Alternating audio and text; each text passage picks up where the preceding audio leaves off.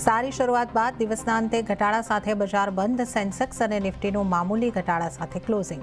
Mid cap અને small કેપમાં રહ્યું સૌથી વધારે દબાણ. બેંક નિફ્ટી પણ રહ્યો 200 પોઈન્ટનો ઘટાડો.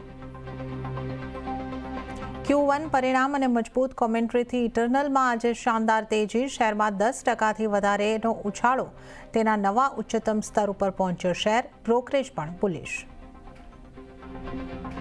જીએસટી કાઉન્સિલની આગામી બેઠકમાં નાના દુકાનદારોને નોટિસથી રાહત આપવા પર થઈ શકે છે વિચાર. સૂત્રો પ્રમાણે યુપીઆઈથી પેમેન્ટ લેનારાઓને મળી શકે છે રાહત. સરકાર વધારી શકે છે ટ્રાન્ઝેક્શન લિમિટ.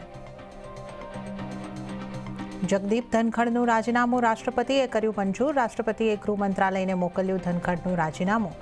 ધનખડે સ્વાસ્થ્યનો હવાલો આપીને ગઈકાલે ઉપરાષ્ટ્રપતિના પદથી આપ્યું રાજીનામું.